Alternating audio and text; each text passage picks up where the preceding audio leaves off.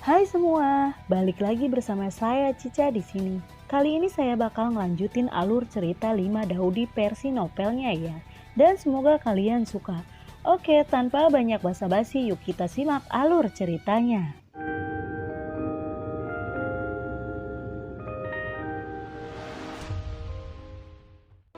Di cerita sebelumnya, selama perjalanan menemukan Sailin, Xiaoyan bertanya kepada Lindong. Lindong, bagaimana keadaan Sailin sekarang? Ucap dari Xiaoyan. Lindong lalu berkata, ada kabar baik dan kabar buruk. Mana yang kamu ingin dengar duluan? Kabar buruk, ucap dari Xiaoyan. Lindong lalu berkata dengan suara rendah, Sailin akan menikah. Apa? Xiaoyan segera berteriak kaget setelah mendengar kata-kata Lindong. Setelah mendengar kabar buruk dari Lindong, wajah Xiaoyan sangat berubah dan dia segera bertanya lagi pada Lindong. Lalu, bagaimana dengan kabar baiknya? Lindong tersenyum dan berkata, kabar baiknya adalah Sailin belum menikah. Masih ada 1 bulan lagi sampai dia menikah. Dan dalam bulan ini, kita akan dapat bergegas ke tempat dia menikah dan menyelamatkan dia. Mendengar ini, Xiaoyan akhirnya menghela napas lega. Dia lalu bertanya, Lindong, apa yang terjadi di sini? Beritahu aku jika kamu sudah selesai. Kalau begitu, aku akan mulai ketika aku datang ke dunia dakian, ucap dari Lindong. Sementara keduanya berbicara, mereka dengan cepat terbang ke kejauhan. Ada dunia yang tak terhitung jumlahnya di langit, dan dunia 1000 besar tidak diragukan lagi adalah dunia yang paling terkenal. Dunia 1000 besar dipenuhi dengan ribuan kelompok etnis, dan wilayahnya sangat luas. Wilayahnya lebih besar dari benua Dauki. Ini terdiri dari banyak benua dengan wilayah yang luas, seperti benua Bailing, benua Tianluo, benua Dayuan, benua Beichang, benua 5 elemen, dan sebagainya. Salah satu dari benua ini lebih luas dari benua Dauki, yang menunjukkan betapa luasnya dunia 1000 besar. Di antara banyak benua, ada sebuah benua yang disebut benua 5 elemen. Benua ini sangat luas dan luasnya hampir sebanding dengan seluruh benua Dauki.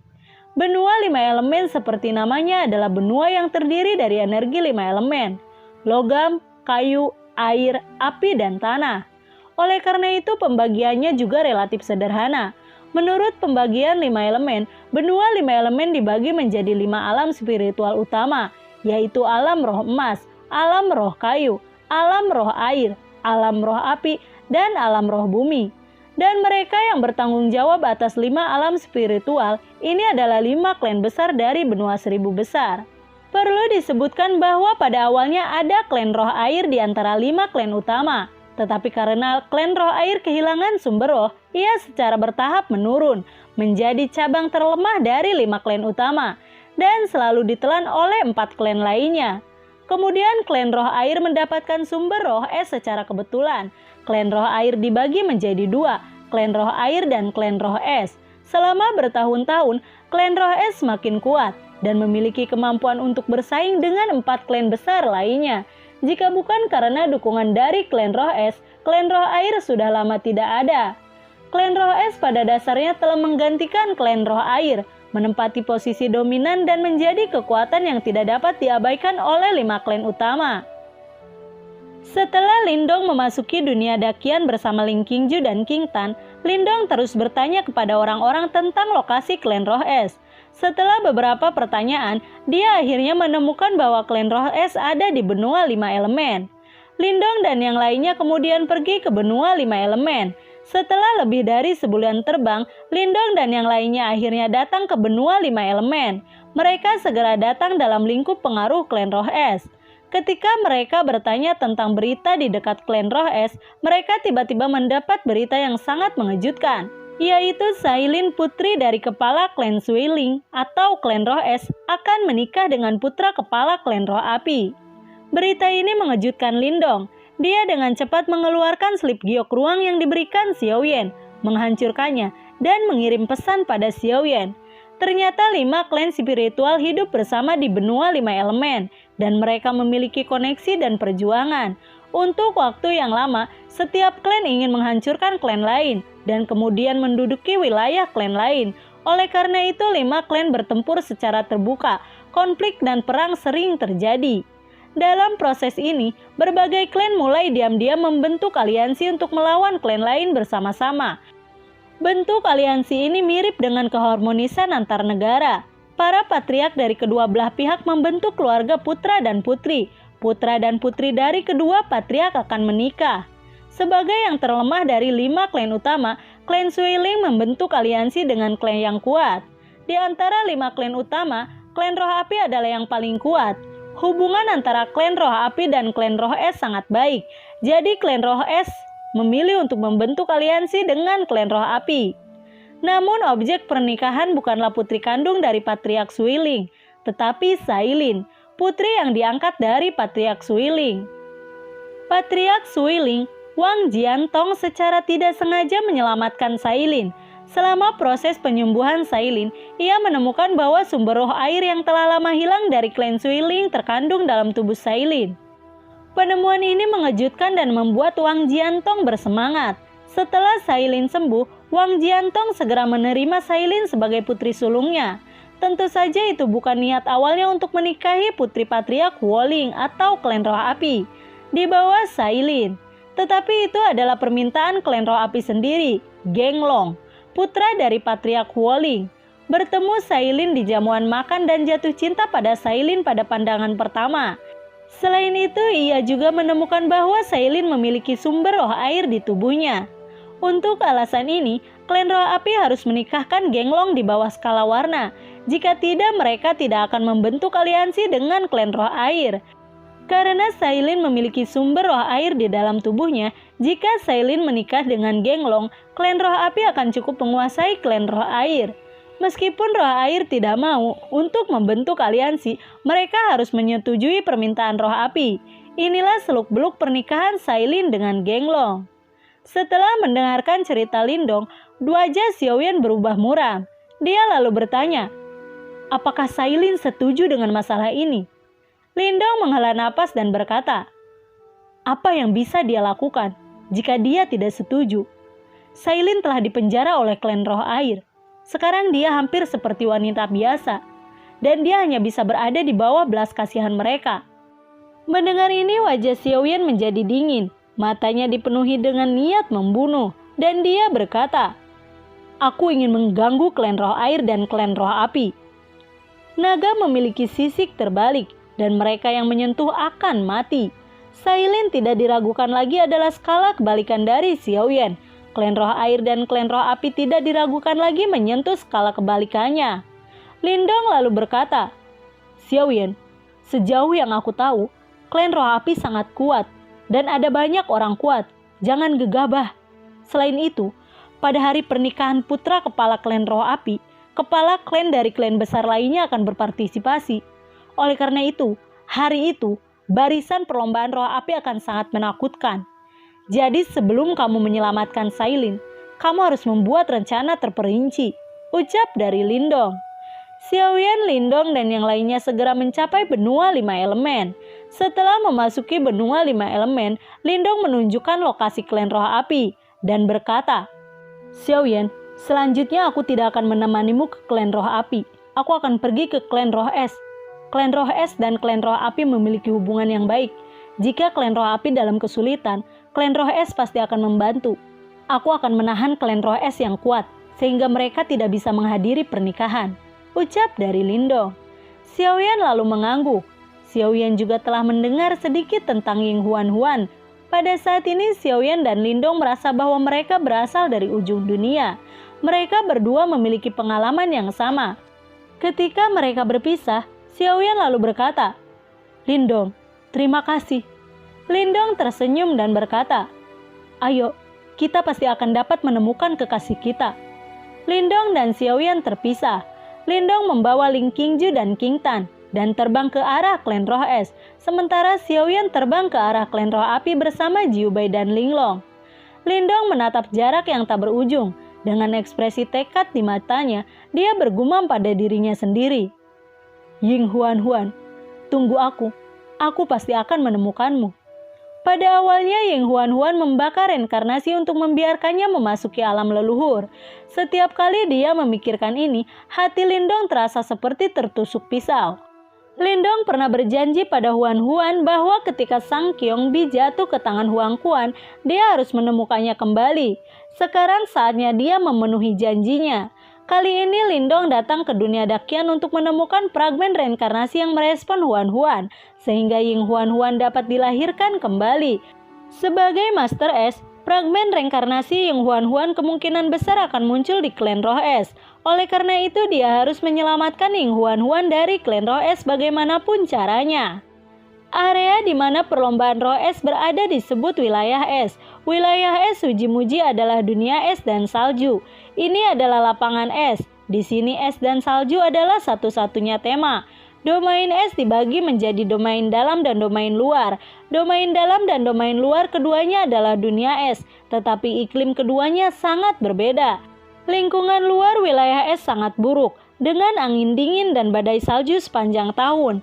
Angin dingin di sini sangat menakutkan dan tidak cocok untuk tempat tinggal manusia. Oleh karena itu domain luar jarang penduduknya. Domain dalam sangat berbeda dari lingkungan luar. Secara umum, sangat cocok untuk tempat tinggal manusia. Domain dalam klan Roh es sangat makmur, dan berbagai kota es skala besar dan kastil es dapat dilihat di mana-mana di domain dalam. Perlombaan Roh es berada di wilayah dalam ini. Menurut karakteristik atribut masing-masing, 5 klan utama memiliki kemampuan khusus tertentu. Misalnya klan Roh es dapat mengontrol kekuatan es. Klan Roh Api dapat mengontrol kekuatan api. Pada saat ini Lindong, Ling Qingju, dan King Tan yang pergi ke klan Roh Es telah memasuki domain luar dari domain es. Begitu mereka memasuki domain luar, angin dan salju yang menusuk tulang segera menyerang Lindong dan keduanya. Lindong memiliki jimat leluhur es dan salju, dan jimat leluhur api, jadi dia belum merasa kedinginan. King Tan memiliki tubuh sedingin es dan tidak takut dengan dingin. Namun Ling Qingju sudah menggigil kedinginan dan tubuhnya gemetar. Lindong melambaikan tangannya dan jimat leluhur api segera menyala, berubah menjadi penghalang api, membungkus mereka bertiga. Dengan penghalang api ini, mereka bertiga tidak bisa lagi merasakan dingin. Mereka bertiga terbang dengan cepat di dalam domain luar. Saat mereka terbang jauh ke dalam domain luar, Lindong tiba-tiba menemukan bahwa domain luar tidak sesederhana yang terlihat di permukaan. Lindong melihat bahwa ada banyak penghalang ruang dan penghalang energi di domain luar ini. Formasi ini sangat rahasia dan orang biasa tidak dapat melihatnya sama sekali.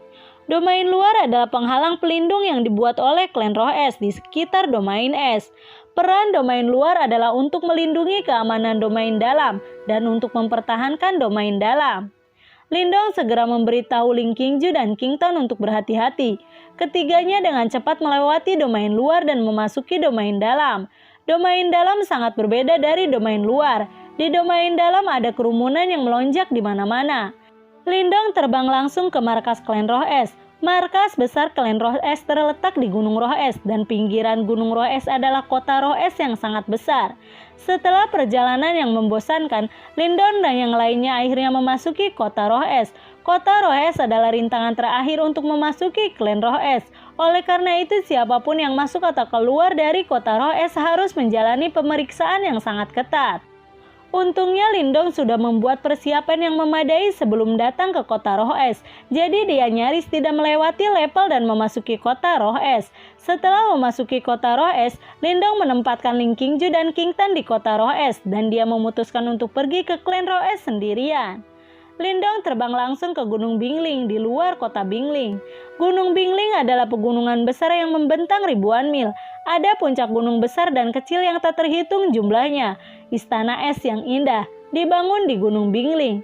Ada banyak murid klan Roh Es yang ditempatkan di setiap puncak gunung. Begitu Lindong memasuki Gunung Bingling, penghalang tak terlihat segera muncul, menghalangi kemajuannya. Pada saat yang sama sosok melintas keluar dari penghalang, berdiri di udara, menghalangi jalan Lindong. Orang-orang ini adalah tim dari klan Roh Es dan mereka biasanya bertanggung jawab atas keselamatan Kumo di sekitar klan Roh Es. Di kerumunan tim, ketua penegak hukum datang ke Lindong dan berteriak, "Siapa yang datang?" Lindong tersenyum dan berkata, "Nama saya Lindong. Saya ingin melihat patriark Anda. Tolong beritahu saya." Mendengar ini wajah ketua menjadi dingin dan niat membunuh muncul di wajahnya. Ketua penegak hukum sangat terkejut ketika dia melihat Lindong. Dia belum pernah berurusan dengan klan Roh Es sebelumnya. Lindong berkata bahwa dia ingin melihat kepala klan Roh Es, yang sudah menjadi hal yang tabu bagi klan Roh Es. Karena kepala klan Roh Es tidak pernah bertemu dengan orang luar. Tidak hanya itu, bahkan ketua dan tetua klan Roh Es tidak mudah untuk bertemu dengan kepala klan Roh Es. Ketua penegak hukum memutuskan untuk mencari tahu niat Lindong terlebih dahulu dan segera bertanya, "Apa yang kamu cari dari patriark kita?" Lindong lalu berkata, "Tidak ada komentar tentang ini. Anda hanya perlu mengundang patriark Anda keluar. Saya ingin menanyakan sesuatu padanya." Sikap Lindong barusan membuat ketua sangat tidak senang. Karena Lindong sengaja menyembunyikan kekuatannya, dia tidak bisa melihat kekuatan Lindong sama sekali. Dia lalu berkata, "Hahaha, patriark kita, untuk apa?" Sebelum ketua penegak hukum selesai berbicara, tubuhnya terbang terbalik dan sambaran petir keluar dari udara tipis, kemudian menabraknya. Tubuh ketua menjadi hitam dan terbakar, kemudian memuntahkan seteguk darah. Melihat adegan ini, anggota tim penegak hukum saling memandang dengan ekspresi kaget di wajah mereka. Dalam waktu sesingkat itu, ketua yang paling kuat terluka parah. Pada saat ini ketua sangat marah. Ketua penegak hukum segera berteriak, "Orang ini secara paksa menyerbu klan Roh Es. Dia pasti mata-mata yang dikirim oleh musuh. Ayo bersama-sama bawa orang ini dan kirim dia ke aula penegak hukum untuk diinterogasi. Jika dia berani untuk melawan, dia akan ditembak di tempat sampai mati." Anggota tim penegak hukum segera bergegas menuju Lindong dengan pistol es di tangan mereka. Niat membunuh melonjak di mata Lindong, dan dengan cengkraman di telapak tangannya, penangkal petir perlahan muncul. Lindong berteriak dengan keras, "Hari ini, aku harus melihat patriarkmu. Siapapun yang menghalangi jalanku akan mati." Lusinan anggota tim bergegas menuju Lindong, dan tombak Senhan berubah menjadi bayangan tombak dan melahap Lindong. Lindong mengambil langkah, dan aura yang mendominasi dunia memenuhi udara. Segera tongkat guntur di tangannya menghantam keras kehampaan di depan. Duar! Dengan suara keras, gelombang energi yang menakutkan keluar dari tongkat guntur Lindong, menyebar ke segala arah. Gelombang energi yang tak terhitung jumlahnya menghantam semua orang di tim penegak hukum, berubah menjadi kabut darah yang memenuhi langit. Duar, duar, der, duar, duar, der, duar, duar. Serangkaian ledakan terdengar di langit. Kabut darah tebal mewarnai seluruh langit menjadi merah darah. Hanya dalam sekejap, ratusan anggota kuat dari tim penegak hukum dengan mudah dibunuh oleh Lindong. Duar! Lindong meraih tombak petir dan membantingnya ke penghalang di depannya, dan penghalang itu hancur seketika. Dia lalu bergerak menuju kedalaman Gunung Bingling. Begitu Lindong memasuki gunung, satu demi satu sosok lain bergegas dan mengepung Lindong di tengah. Salah satu dari mereka bergegas dan berkata, "Siapa kamu? Mengapa kamu membobol klan Roh Es-ku?" Lindong lalu berkata, "Aku tidak ingin mempermalukanmu dan bawa patriarkmu menemuiku." Mendengar ini, pria itu langsung marah dan niat membunuh muncul di matanya. Orang itu adalah master puncak dari klan Roh Es yang bernama Qin Kue. Gunung Bingling memiliki total 72 puncak yang masing-masing merupakan cabang dari suku Bingling. Setiap puncak memiliki pemilik puncak, dan status pemilik puncak adalah yang kedua setelah patriark di klan Roh Es. Qin Kue lalu berteriak dengan dingin, "Kamu sangat berani, sehingga kamu berani melanggar klan Roh Es-ku dan melukai murid klan Roh Es-ku. Semua orang, patuhi perintahku dan bunuh orang yang masuk ke klan Roh Es ini," ucap dari Qin Kue. Begitu kata-kata Qin Kue jatuh, murid yang tak terhitung jumlahnya dari klan Roh Es bergegas menuju Lindong. Lindong memegang tombak petir dan menyapa semua orang di klan Roh Es. Tombak di tangannya berubah menjadi bayangan, dan guntur tiba-tiba meletus di langit. Kekuatan guntur dan kilat mengerikan menyebar di langit. Orang-orang kuat disambar petir yang sangat menakutkan, dan mereka semua lumpuh dan kehilangan efektivitas tempur mereka. Lindong tidak ingin menyakiti kehidupan semua orang. Dia hanya melukai mereka sehingga mereka tidak bisa lagi bertarung. Lindong meraih tombak petir dan bergegas ke kerumunan. Kemanapun Lindong lewat, semua orang klan Roh Es terbang mundur. Dalam waktu singkat, Lindong melukai semua orang kecuali Qin Kuei, membuat mereka tidak bisa bertarung. Melihat bahwa Lindong telah melukai banyak murid Roh Es begitu cepat, ekspresi Qin Kuei berubah. Dia segera mengeluarkan tabung bambu dan melemparkannya ke langit. Tabung bambu dengan cepat terbang ke udara dan kemudian meledak. Tabung bambu ini adalah sinyal darurat untuk klan Roh Es dan hanya bisa digunakan ketika klan Roh Es menghadapi bencana besar. Melihat bahwa Lindong begitu kuat, Qin Kuei menggunakan tabung bambu tanpa ragu-ragu untuk mengumpulkan semua master puncak untuk melawan musuh bersama-sama. Setelah tabung bambu meledak, bayangan hitam yang tak terhitung jumlahnya terlihat di kejauhan, bergegas menuju ke arah ini. Melihat master puncak lainnya bergegas, Qin Kuei lalu berteriak, "Para master puncak lainnya telah tiba, dan kami akan menangkapmu." Lindong merasa sangat tidak senang. Tanpa mengucapkan sepatah kata pun, tubuhnya bergetar dan tiba-tiba menghilang dari kehampaan. Melihat ini, ekspresi Qin Kuei berubah drastis. Tapi sebelum dia bisa bereaksi, momentum guntur memukul dadanya dengan kejam. Qin Kuei terbang langsung. Cahaya guntur terus-menerus berkedip di tubuhnya, dan darah perlahan mengalir dari sudut mulutnya. Namun Qin Kuei yang merupakan penguasa puncak klan Roh Es memiliki kekuatan yang sama dengan Kaisar Dou. Meskipun dia dalam bahaya, dia tidak panik. Es!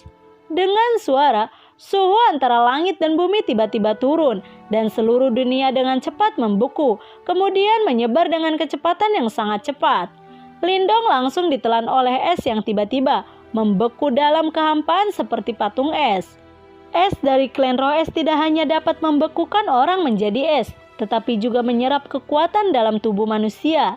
Selama bertahun-tahun, klan Roh Es telah tumbuh lebih kuat dan secara bertahap menjadi kekuatan yang tidak dapat diabaikan di klan Lima Roh.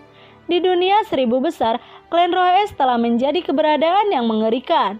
Meskipun es dari klan Roh Es itu menakutkan, Lindong memiliki 2 jimat leluhur yang hebat. Jimat leluhur es dan salju, dan jimat leluhur api. Jadi dia tidak takut pada es dari klan Roh Es. Hancur! Dengan ledakan keras, es di langit tiba-tiba meledak, berubah menjadi puing-puing, dan meledak ke segala arah. Qin Kuei benar-benar membuat Lindong marah. Mata Lindong menembakkan 2 cahaya dingin yang menakjubkan. Dia muncul tepat di samping Qin Kuei. Tongkat petir di tangannya memukul tubuh Qin Kuei dengan keras. Qin Kuei tidak punya waktu untuk menghindar atau melawan, dan dia langsung terbang oleh tongkat Lindong. Qin Kuei segera menyemburkan darah. Pada saat ini lusinan Master Puncak telah membawa ribuan murid ke bawah puncak, dan mereka bergegas. Tepat saat dimana Qin Kuei dikirim terbang oleh Lindong, semua orang langsung tercengang. Dengan ekspresi tidak percaya di wajah mereka, Qin Kuei sebagai pemimpin puncak pertama juga merupakan peran terkenal di klan Roh Es, tetapi dia terluka parah oleh tongkat Lindong yang benar-benar tidak dapat dipercaya. Semua orang memandang Lindong. Setelah beberapa saat, ekspresi bermartabat muncul di wajah banyak master puncak. Salah satu master puncak Bai Yun segera keluar dan tersenyum lalu berkata, "Teman, kamu tidak memiliki masalah dengan klan Roh Es-ku. Mengapa kamu melukai murid klan Roh Es-ku?" Lindong lalu berkata, "Aku ingin melihat patriark Anda. Tolong bantu aku menemukan seseorang di klan Roh Es." Master Puncak Bai Yun segera tersenyum dan berkata, "Mudah dikatakan. Aku akan mengundang patriark kita keluar sekarang." Master Puncak Bai Yun berbisik di telinga seorang murid di belakangnya, dan murid itu segera memimpin. Setelah itu Master Puncak Bai Yun bertanya, "Aku belum menanyakan namamu. Siapa namamu?"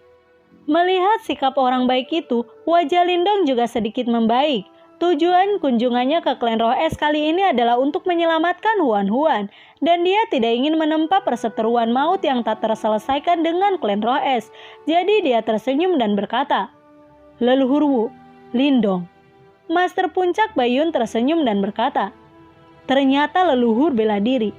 Aku juga mengundang leluhur bela diri untuk memasuki klan Roh Es. Tapi tunggu sebentar, patriark kita akan datang nanti." Lindong mengangguk dan berkata, "Baiklah." Segera banyak master puncak memimpin Lindong ke aula pertemuan klan Roh Es. Kerumunan menunggu dengan hati-hati.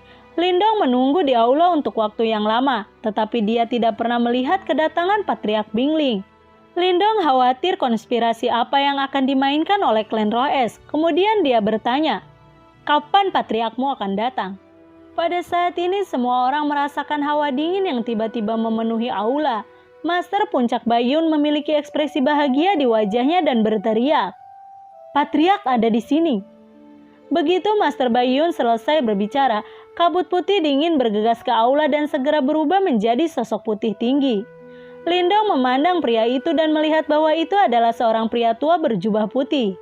Pria tua berjubah putih itu memiliki rambut dan janggut putih, tetapi kulitnya sehalus dan semerah remaja. Pria tua berjubah putih itu berdiri di sana dengan aura dingin yang kuat, memancar dari tubuhnya. Lindong tahu bahwa orang di depannya adalah Bingsuan, Patriark klan Roes. Mata Bingsuan menyapu aula dan akhirnya mengarahkan pandangannya ke tubuh Lindong dan bertanya, "Kamu mencariku?" Lindong berdiri perlahan dan berkata sambil tersenyum, "Itu benar. Ini aku," ucap dari Lindong. Lalu, bagaimanakah kelanjutan ceritanya? Nantikan video Cica selanjutnya ya. Bagi kalian yang suka akan alur cerita yang Cica bawain, kalian bisa like, komen, share ke teman-teman kalian ya. Cica ucapin terima kasih juga buat kalian yang udah mensupport Cica lewat link Saweria di bawah kolom deskripsi. Dan semoga sehat selalu ya buat kalian. Cica mohon pamit dan assalamualaikum. Dadah.